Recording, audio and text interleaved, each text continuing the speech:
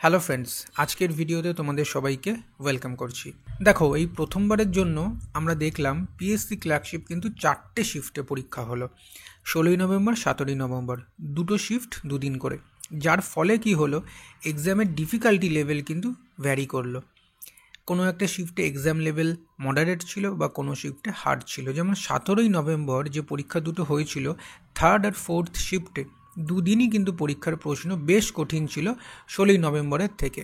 এইটা হওয়ার পর ছাত্রছাত্রীরা ডিমান্ড করেছিল এবং তারা জানতে চাইছিল যে পিএসসিতে নর্মালাইজেশন হবে কি হবে না। এবং এই ডিমান্ড ওঠাটা স্বাভাবিক। 4টে শিফটে পরীক্ষা হচ্ছে, ডিফিকাল্টি লেভেল চেঞ্জ হচ্ছে, নর্মালাইজেশন তো সবাই চাইবেই। কারণ কিছু স্টুডেন্ট আনফেয়ার অ্যাডভান্টেজ পেয়ে পরীক্ষা ক্লিয়ার করে যাবে, আর কিছু স্টুডেন্ট সেটা পারবে না, সেটা তো হতে দেওয়া যায় না। এই অবস্থায় সবার মনে যে প্রশ্নটা ছিল যে নর্মালাইজেশন হবে কি না এবং নর্মালাইজেশন যে করতে হবে তার দাবিও কিন্তু অনেক কেউ জানিয়েছিল। কিন্তু এই সব প্রশ্নের এগেনস্টে যে উত্তরটা এখন আমাদের সামনে উঠে আসছে সেটা কিন্তু খুব একটা সন্তোষজনক নয়। পিএসসির অবসরপ্রাপ্ত আধিকারিক স্যারকে কিন্তু এই নর্মালাইজেশনের ব্যাপারে প্রশ্ন করা হয়েছিল এবং তার উত্তরে কি বলেছিলেন সেটা আমরা জেনে নেব।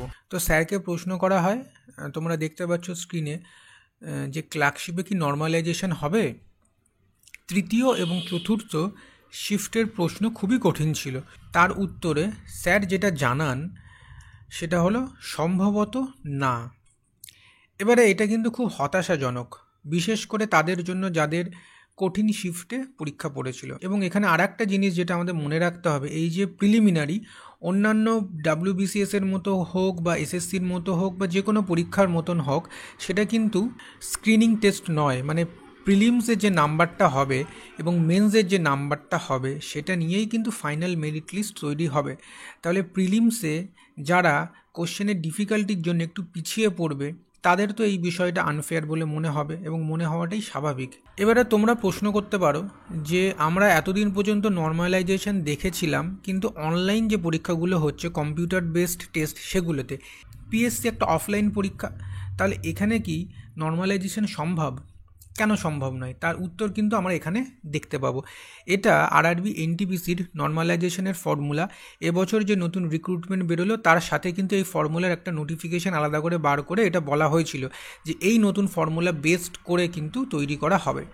তো সবার প্রথমে দেখো, যে সমস্ত ক্যান্ডিডেট পরীক্ষা দেবে তাদের কিন্তু একটা পার্সেন্টাইল স্কোর বার করা হবে।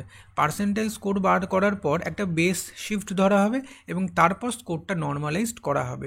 এবং এই পার্সেন্টাইল স্কোর বার করা, বেস শিফট বার করা, সেখান থেকে নর্মালাইজড জিনিসগুলো বার করা, তার জন্য যে যে ইনফরমেশনগুলো দরকার সেগুলো তো সমস্তটাই পিএসসির কাছে থাকবে। যে কতজন স্টুডেন্ট পরীক্ষায় অ্যাটেন্ড করেছে, তাদের অ্যাভারেজ স্কোর কত, তাহলে সেখান থেকে হাইয়েস্ট মার্কস কত ছিল সেই শিফটে, সবথেকে লোয়েস্ট মার্কস কত ছিল, ওভারঅল অ্যাটেন্ডেন্স কত ছিল, যা যা ইনফরমেশন আমার লাগার দরকার পার্সেন্টাইল স্কোর বার করার জন্য বা নর্মালাইজড স্কোর বার করার জন্য, সেগুলো কিন্তু আমরা পেয়ে যাব বা পিএসসির কাছে ইনফরমেশনটা থাকবে।